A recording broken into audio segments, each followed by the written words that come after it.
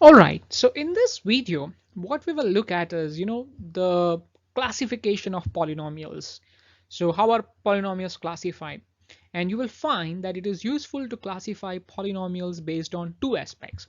One is the degree of a polynomial, and the other one is the number of terms in the polynomial, right? So based on the degree, you can have polynomials that are linear, quadratic, or the cubic polynomials. Now let us try to understand what these three types of polynomials are.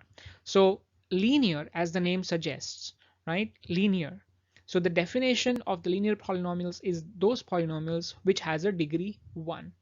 So what it means is, let's take a simple example, right? Let's say we have a polynomial p of x, and the degree for that, I mean, it has to be 1. So you can say 4x plus 30, right? You can say that the power of x is 1, the maximum value of the exponent is 1. Hence it has degree 1, and therefore it is a linear polynomial. Now it is important to note that a linear polynomial can have maximum 2 terms. This is an important idea to remember, right? Now we also use general form to represent linear polynomials. So you can say that a general form of a linear polynomial is ax plus b, where a must not be equal to 0, right? Because and a and b are real numbers. Okay, a and b are real numbers, so that's the key thing you need to remember. And a should not be equal to 0, because if a is equal to 0, then this first term becomes 0, and therefore it becomes a constant polynomial. It is not a linear polynomial. You need to have non-zero value with the x in this case. Now quadratic polynomial, again, as according to the definition, a quadratic polynomial is simply a polynomial in which the degree is 2. So if we were to take an example, let us say q of y. In this case, we'll take a variable y, right? And q of y is equal to, let's say, 3z square plus z plus 25. Now you can see the maximum value of the exponent to the variable z is 2, right? Therefore, this is a quadratic polynomial. Now we also have a general form of the quadratic polynomial, and we can say ax square plus bx plus c, right? This is a general form.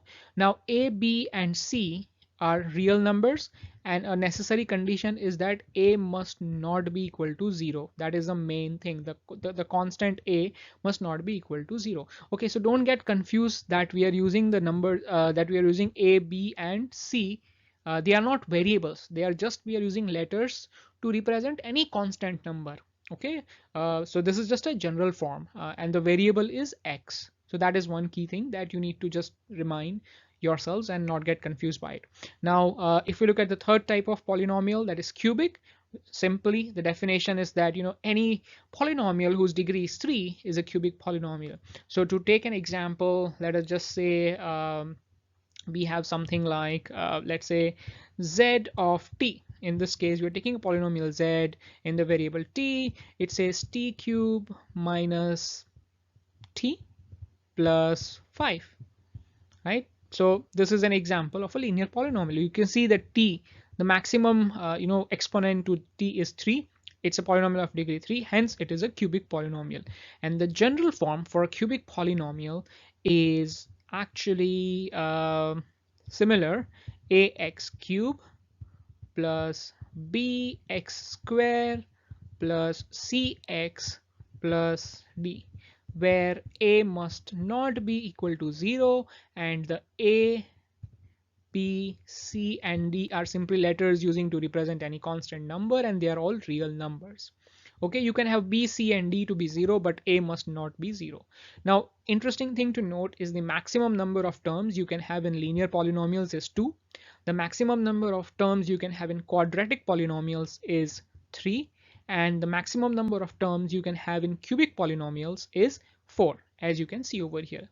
Now this also brings you to the another idea: how can I write a polynomial in a degree n, right? So that is what we call as a general polynomial in degree n. So you can say, let's try to write this on the top. right? So a general polynomial of degree n can be written as a n, right? This is just a subscript a n, or let's just call it a, just to make it simple, a x to the power n plus b x to the power n minus 1 plus c x to the power n minus 2, and so on. Let's say maybe it goes just till, you know, let's say z x to the power 0, just giving an example, right? So this is an example of a polynomial of degree n. Degree equals n, because you can see the highest power of the variable x is n. Okay, so this is another way to just write a general form of a polynomial of degree n, right? So we learned about the linear, quadratic, and the cubic polynomials. In the next video, we will look at how polynomials are defined on the basis of terms.